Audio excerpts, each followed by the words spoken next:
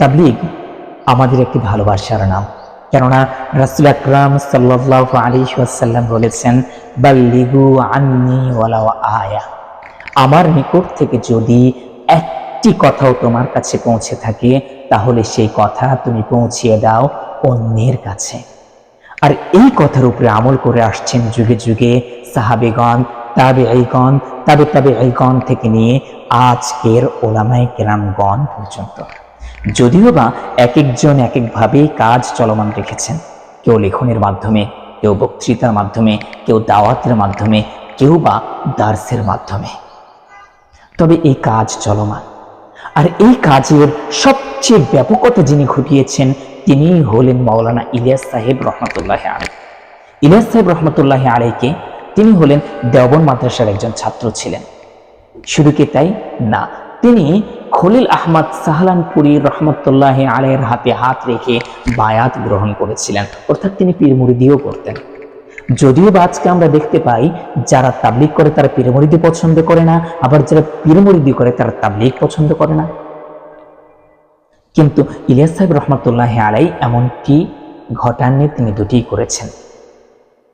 আর এই তাবলীগের সূচনা তিনি ঘটিয়েছেন আজ থেকে 100 বছর পূর্বে, 1925 বা 1926 সাল থেকে নিয়ে। কারণ সাধারণ মানুষের কাছে যেন দাওয়াত পৌঁছে যায়, সেটি তিনি চেষ্টা করেছেন বারবার করে। আলহামদুলিল্লাহ রাব্বিল আলামিন, আজকের ফল এটি, তারই ফল আজকে আমরা পাচ্ছি। যদিও বা আমরা দেখতে পাই 2018 সালে রক্তক্ষয়ী এক ময়দান দেখেছি আমরা, ইজতেমার ময়দান। যদিও বা আমরা দেখেছি রক্তাক্ত করতে এক গ্রুপ আরেক গ্রুপকে, আমরা দেখেছি দুই ভাগে বিভক্ত হয়ে গেছে মারামারির মাধ্যম দিয়ে, আমরা দেখেছি কাটাকাটি হয়েছে, আমরা দেখেছি কত শত জন মেডিকেলে ভর্তি হয়ে গেছে। এটার কারণ কি? এত সুন্দর একটি জামাত তাবলীগ, এত সুন্দর একটা মকবুলিয়াত জামাত, যে জামাতে বলা হয় ভাই মারামারি করতে হয় না, উঁচু আওয়াজে কথা বলতে হয় না, ভাই মিলেমিশে থাকতে হয়, সেই গ্রুপের মধ্যে মারামারি কেন? সেই গ্রুপের মধ্যে লাঠিসোঁটা কেন? প্রধানতম কারণ কি? দুই গ্রুপ কেন হলো? আমি আপনাদের সামনে সংক্ষিপ্ত আকারে বলছি, সংক্ষিপ্ত আকারে। মাওলানা সাদ সাহেব যখন বক্তব্য দিয়ে বলেছিলেন যে দেখেন, মাদ্রাসার অত বেশি গুরুত্ব নাই যত বেশি গুরুত্ব রয়েছে তাবলীগ জামাতের। যদি কোনো একজন ব্যক্তি তাবলীগ করে মাদ্রাসায় যদি নাও যায়, তাহলেও তার ঈমান ঠিক হয়ে যাবে। উলামায়ে কেরামগণ এই কথা শুনে কষ্ট পেয়েছিলেন, ব্যথিত হয়েছিলেন। আরো বেশি কষ্ট পান তখন যখন মাওলানা সাদ সাহেব দামাত বারকাতুহুম এসে বলেন, যদি কোনো একজন ব্যক্তি মাদ্রাসা বা মসজিদে খিদমত করবার পরে হাদিয়া গ্রহণ করে, তার টাকা ততক্ষণ হালাল হবে না বা কখনোই হালাল হবে না। যদিও বা একজন পতিতাবৃত্তি মেয়ে যারা দেহ ব্যবসা করে তাদের টাকাও হালাল হয়, কিন্তু মাদ্রাসা মসজিদে খিদমত করবার পরে হাদিয়া গ্রহণ করা টাকা কখনোই হালাল হবে না। উলামায়ে কেরামগণ ভেঙে গেলেন, কষ্ট পেলেন। কি কথা বলছেন? আপনি একজন আলেম মানুষ, আপনি কি কথা বলেন? আপনি একজন আমির মানুষ, আপনি কি কথা বলেন? আপনি একজন নেতা মানুষ। উলামায়ে কেরামগণ নিতে পারেননি। এর চেয়ে আরো বড় কয়েকটি কথা আছে, যে কথার কারণে আজকের তাবলীগ জামাত দুই ভাগে বিভক্ত হয়ে গেছে। কি সেই কথা? মাওলানা হযরতে মুসা নবিয়ানা আলাইহিস সালামকে নিয়ে কথার কারণে, হযরতে সুলাইমান আলাইহিস সালামকে নিয়ে কথা বলার কারণে, হযরতে ইউসুফ নবিয়ানা আলাইহিস সালামকে নিয়ে কথা বলার কারণে, এমনকি আমাদের হৃদয়ের স্পন্দন হযরতে মুহাম্মদ সাল্লাল্লাহু আলাইহি ওয়াসাল্লামকে নিয়ে কথা বলার কারণে। কি সেই কথাগুলো ছিল যার কারণে আজকে দুই গ্রুপে বিভক্ত হয়ে গেল? কি ছিল সেই কথা? বলছি। প্রথম নাম্বার কথা ছিল হলো, মেরে দোস্ত বুজুর্গ, 40 দিনের গুরুত্ব মাওলানা সাদ সাহেব বোঝাচ্ছেন মানুষকে। মেরে দোস্ত বুজুর্গ, 40 দিনের গুরুত্ব আমাদের মাঝে রয়েছে, 40 দিনের গুরুত্ব অপরিসীম। কেননা আল্লাহ রাব্বুল আলামিন 40 দিন অন্তর অন্তর অনেক কিছুর পরিবর্তন ঘটান। মায়ের রেহেমে যে সন্তান থাকে, এই সন্তানের পরিবর্তন পর্যন্ত ঘটান 40 দিন অন্তর অন্তর। মেরে দোস্ত বুজুর্গ, রাসূল আকরাম সাল্লাল্লাহু আলাইহি ওয়াসাল্লাম বলেছেন, কোন একজন ব্যক্তি যদি একাধারে 40 দিন তাকবীরুল্লাহর সাথে নামাজ আদায় করে, আল্লাহ রাব্বুল আলামিন তার জন্য দুটি পরোয়ানা লেখেন। একটি হলো জাহান্নাম থেকে মুক্তি দিবেন, আরেকটি হলো তাকে মুনাফিকি থেকে মুক্তি দিবেন। এমন সুন্দর সুন্দর কথা বলবার পরে তিনি সেই কথা পর্যন্ত বললেন। মেরে দোস্ত বুজুর্গ, হযরত মুসা নবিয়ানা আলাইহিস সালাম তুর পাহাড়ে গেলেন তাওরাত কিতাব নিতে। আল্লাহ রাব্বুল আলামিন তাকে ডেকেছেন তাওরাত কিতাব দেওয়ার জন্য। তিনি 40 দিন সেই এলাকাতে থাকবার কারণে 40 দিন নিজের এলাকার বাইরে থাকবার কারণে নিজের এলাকার মানুষগণের মাঝে যখন 40 দিন তাবলীগের কাজ চললো না, দ্বীনের কাজ চললো না, এই এলাকার মাঝে মারামারি শুরু হয়ে গেল, রক্তক্ষয়টা শুরু হয়ে গেল, মূর্তি পূজা শুরু হয়ে গেল। তো মেরে দোস্ত বুজুর্গ, 40 দিন করে আমরা সময় লাগাবো, নিজেদের এলাকাতে লাগাবো, বাইরে এলাকা লাগাবো, অনেক কিছু 40 দিনের কথা বোঝাচ্ছিলেন সে সময়। এখানে গন্ডগোল কেন শুরু হলো, এখানে কথা ধরা হলো কেন, এ কথা আমি আপনাদেরকে একটু বাদে বলছি। দ্বিতীয় নাম্বার কথায় আসি, হযরত সুলাইমান আলাইহিস আলাইহিসসালামকে নিয়ে যে কথা বলা হয়, হযরত সুলাইমান আলাইহিসসালামকে নিয়ে কি বলা হচ্ছে? মেরে দোস্ত বুজুর্গ, দেখেন মালের মহব্বত আমাদের অন্তরে আনা যাবে না, কারণ মালের মহব্বত যে অন্তরে থাকে সে অন্তর আল্লাহ বিমুখ হয়ে যায়, সে অন্তর আখিরাত বিমুখ হয়ে যায়, সে অন্তর দুনিয়ামুখী হয়ে যায়, শয়তানমুখী হয়ে যায়। মেরে দোস্ত বুজুর্গ, আমরা কখনো এই কাজ করব না, মালের মহব্বত আমাদের অন্তরে আনবো না। মেরে দোস্ত বুজুর্গ, মালের মহব্বত যদি কারো ভিতরে এসে যায়, আমরা এরকম হয়ে যাব।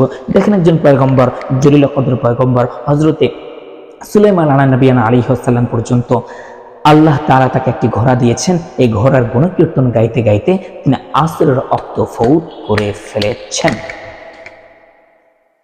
কোরআনের কথা মানুষকে বুঝালেন, মানুষ বুঝলেন যে আমাদের মালের মহব্বত আনা যাবে না, নবীদেরই নামাজ ফৌত হয়ে গেছে, আমাদের আর কি। এমন কথা বলবার পরে তৃতীয় নম্বরে আমি যাচ্ছি, সবগুলো কথা আমি লাস্টে এসে বলছি। তৃতীয় নম্বর কথা কি বললেন? হযরত ইউসুফ আলাইহিস সালামের কথা এসে বলা হলো। মেরে দোস্ত বুজুর্গ, আমরা চাইলে একমাত্র আল্লাহ তাআলার কাছে চাইবো, আর কারো কাছে চাইবো না। দিনওয়ালার মালিক একমাত্র আল্লাহ তাআলা, আর কোনো দিনওয়ালার মালিক নাই। দিবেন কে? আল্লাহ দিবেন। চাইবো কার কাছে? আল্লাহর কাছে চাইবো, আর কারো কাছে চাইবো না। এমনই গুরুত্বপূর্ণ কথাগুলো তিনি বলছিলেন, বলতে বললেন। দেখেন মেরে দোস্ত বুজুর্গ, ইউসুফ আলাইহিস সালাম মেয়ের উপরে আল্লাহ তাআলা নাখুশ হয়ে গেলেন। কেন? এই কারণে নাখুশ হলেন যে তিনি সবসময় আল্লাহর কাছে চেয়েছেন, কথা ঠিক, তবে যখন জেলখানায় তিনি ছিলেন সে সময় স্বপ্নের ব্যাখ্যা করতে গিয়ে তিনি বললেন, আমি স্বপ্নের ব্যাখ্যা করতে পারি, তবে শর্ত রয়েছে, আমাকে জেল থেকে মুক্তি দিতে হবে। আল্লাহ নারাজ হয়ে গেলেন। কেন নারাজ হলেন? যে তুমি চাইবে আমার কাছে, কিন্তু মানুষের কাছে কেন চাইবে? তো মেরে দোস্ত বুজুর্গ, আমরা চাইলে একমাত্র আল্লাহ তাআলার কাছে চাইবো। সাহাবীগণ তো চেয়েছেন, যদি স্যান্ডেলের ফিতা পর্যন্ত ছিঁড়ে গিয়েছেন তো আল্লাহ তাআলার কাছে চেয়েছেন, তা আমরা চাইবো আল্লাহ তাআলার কাছে। চতুর্থ নম্বর কোন বক্তব্য নিয়ে গন্ডগোল শুরু হয়? চতুর্থ নম্বরে গন্ডগোল শুরু হয় হলো, দেখেন মেরে দোস্ত বুজুর্গ, আমরা হলো ইনসাফগার হব, আমাদের ভিতরে ইনসাফ গাড়িতে থাকতে হবে। মেরে দোস্ত বুজুর্গ, দেখেন মুহাম্মদ সাল্লাল্লাহু আলাইহি ওয়াসাল্লাম জীবদ্দশায় বিয়ে করেছেন 11টি বিয়ের মধ্যে 10টি বিয়েতে তিনি খেজুর অলিমা খাইয়েছেন। কেবলমাত্র একটি বিয়েতে তিনি যুদ্ধের ময়দান থেকে আসবার কালে যে বিয়ে করছিলেন সেই বিয়েতে তিনি ছাগল জবেহ করে অলিমা খাইয়েছিলেন। আর এই অলিমা খাওয়ানোর কারণে দেখেন বেইনসাফি হয়ে যায়। প্রত্যেক স্ত্রীর ক্ষেত্রে খেজুর খাওয়ালেন, আর একমাত্র এক স্ত্রীর ক্ষেত্রে তিনি ছাগল জবেহ করে খাওয়ালেন। এই বেইনসাফি করে ফেললেন। মেরে দোস্ত বুজুর্গ, আমরা বেইনসাফি করবো না, আল্লাহ তাআলা থেকে আমরা তাহলে দূরে সরে থাকবো। কত বড় বড় কথা! ওলামায়ে কেরামগণ ধরে বসলেন, আপনি কি বলেন মৌলভী সাহেব, আপনি কি বলেন হুজুর, আপনি তো একজন আমির মানুষ, আপনি কেন এই কথা বলার সাহস দেখাচ্ছেন? আপনি বলছেন মুসা আলাইহিস সালাম তিনি মানুষদের কাছ থেকে তুর পাহাড়ে গিয়েছিলেন, যেই এলাকাতে আর 40 দিন কাজ করতে পারলেন না, তাওরাত কিতাব আনতে গেলেন, তিনি কি নিজের ইচ্ছায় গিয়েছিলেন না আল্লাহর ইচ্ছায় গিয়েছিলেন? অবশ্যই আল্লাহ তাআলার ইচ্ছাতে গিয়েছিলেন। আল্লাহ তাআলার ইচ্ছাতে যখন গেলেন, সেই কারণে ওই এলাকাতে 40 দিনের কাজ হলো না, এ কথা ঠিক।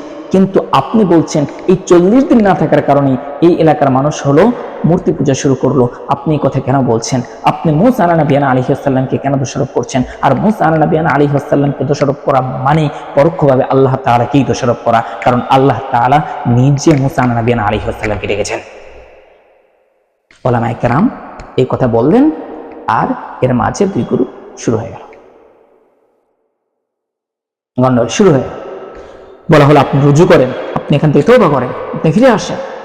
তিনি রুজু করলেন, পরবর্তীতে আবারও একই বক্তব্য দিলেন।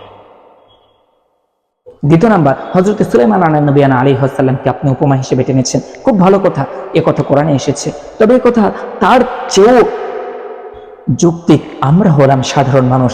আমাদের কাছে যখন আপনি এই কথা বলছেন, মালের মহব্বত সম্পর্কে আপনি আমাদেরকে বোঝাচ্ছেন, মালের মহব্বত সম্পর্কে বোঝাতে গিয়ে আপনি সুলাইমান আলা নবিয়ানা আলাইহিস সালামের কথা টেনে ধরছেন।